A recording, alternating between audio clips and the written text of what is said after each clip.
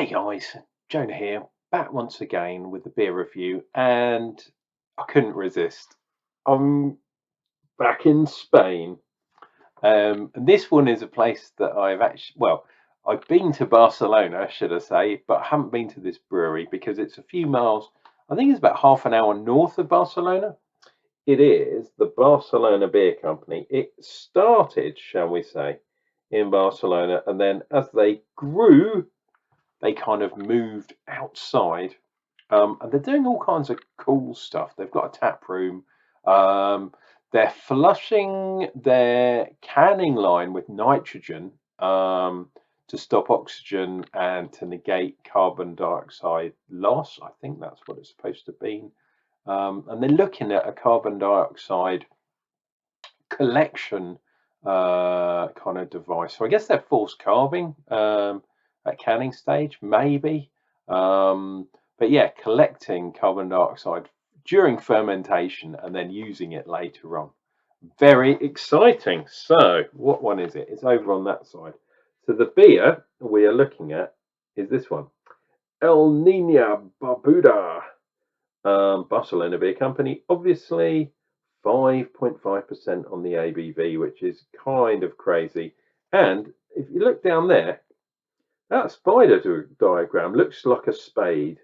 And I call a spade, and that looks like a multi-spade. Although there's a little bit of fruit that gives the handle of that kind of spade thing going on there. Anyway, it says it's abundant and persistent beige foam, retains subtle aroma of toasted bread and caramel. The beer is long on the palate to savour explosions of flavours from dry fruit bread with a touch of cocoa to forest flowers and chili. Jesus, without being cloying. Short drink with considerable body and medium carbonation. Well, that's good for a Friday night. Lots and lots of different kind of malts used. Pale malt, Cara Munich, Carafa malts and flaked wheat. So we got the wheat in there. Look at that. That's some bearded, I think that's a bearded lady with a clover in her hair. It's a bit weird, but La Nina, the lady, I guess, called Nina. Nina! The only thing is, this can, and this is one of the fresh ones, so I've only opened this within the last week, but this can is pretty, pretty solid. So I'm going to have to try, and I will try and show you this time while we're looking at the can. I think that's kind of cool. I like the fact that it's all black as well.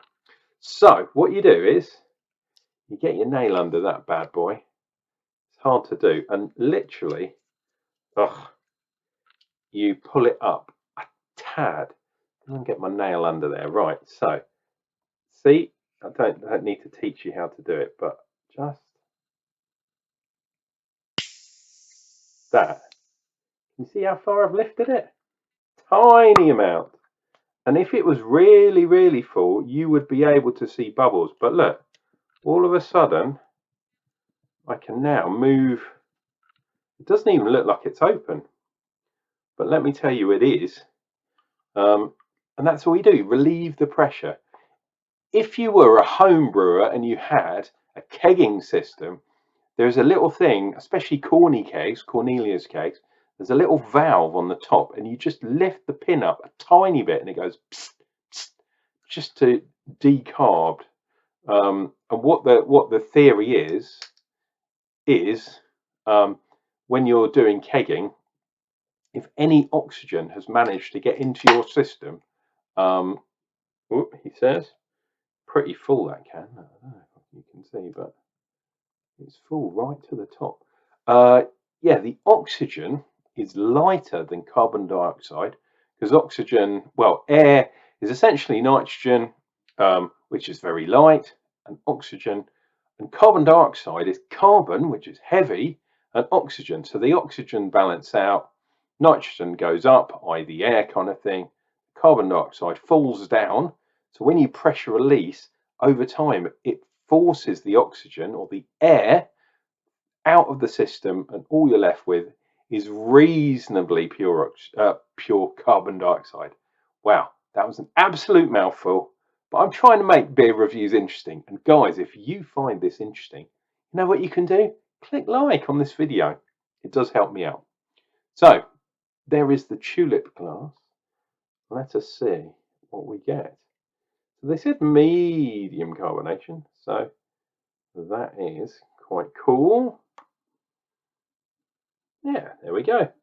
Not too bad, is it? Right, can I do... Oh, I might be able to do one of these bad boys again. Always like it when I do these ones.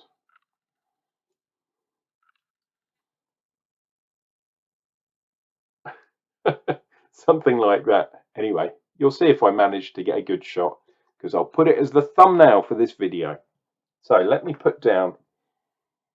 Oh, lovely. Okay, let's have a look. Head-wise, medium, yeah. Finger, I say half a finger's head. Off-white, they've called it brown, but I don't think that is really brown.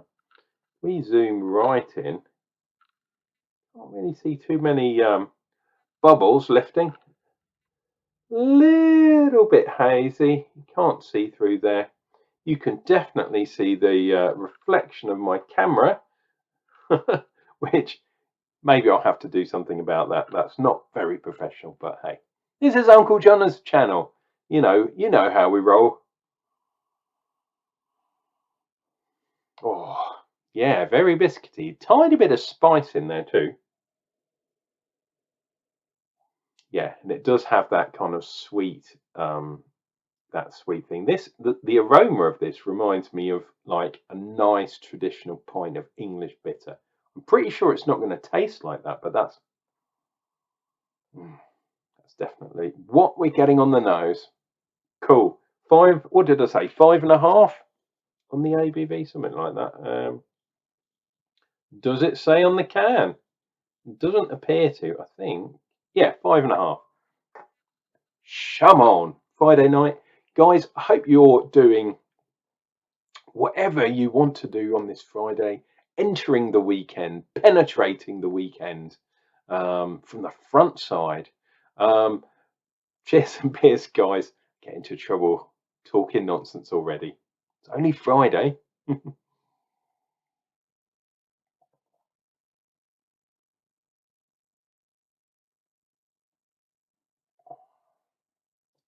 Oh, lovely jubbly. There is that lovely sweetness. There is a nice amount of bittering, but only to wash your kind of mouth full of the beer. Yeah, it gives it that kind of rinse. It's not that the hops are juicy hops or producing water, but it's the bittering that gives your mouth that kind of coating, and it washes your palate clean. There is a bit of spiciness there too.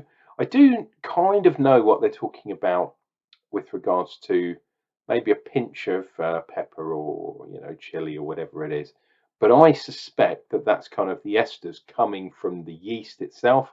I really much doubt that there's any pepper in there. Look at that, the wheat has created what I like to see, a nice tide line right up there. Fantastic. We'll see if we get another one. Those little things do make me happy.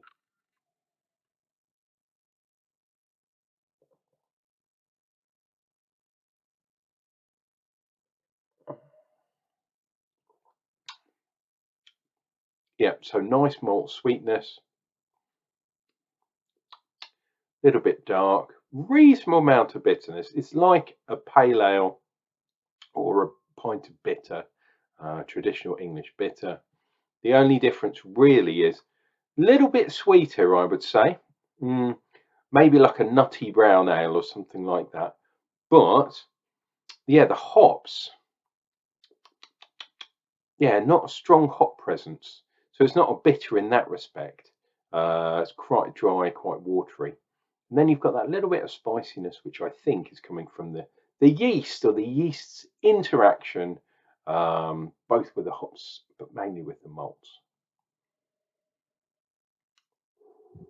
yeah, the other thing is I'm definitely getting that kind of that hot breath, which is weird because it's only 5.5%.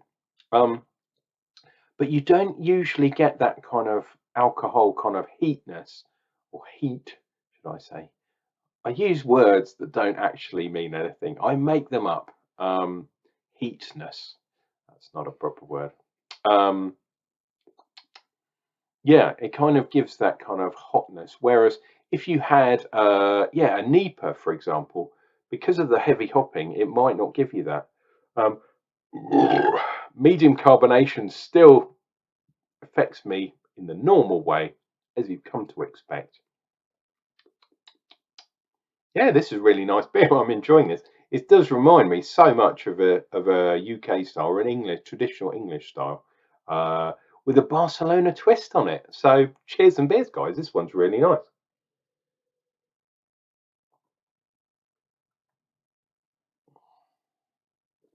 And there is the third line down there.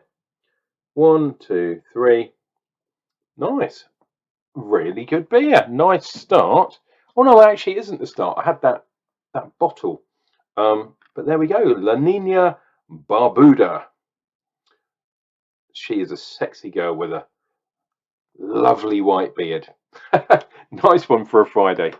Guys, this has been Uncle Jonah drinking with you so you guys don't have to, picking the good beers from the bad and chewing on the chaff, all that kind of stuff. We'll be back for more beer reviews real soon. You guys take care of each other, take care of yourselves, and we'll see you real soon.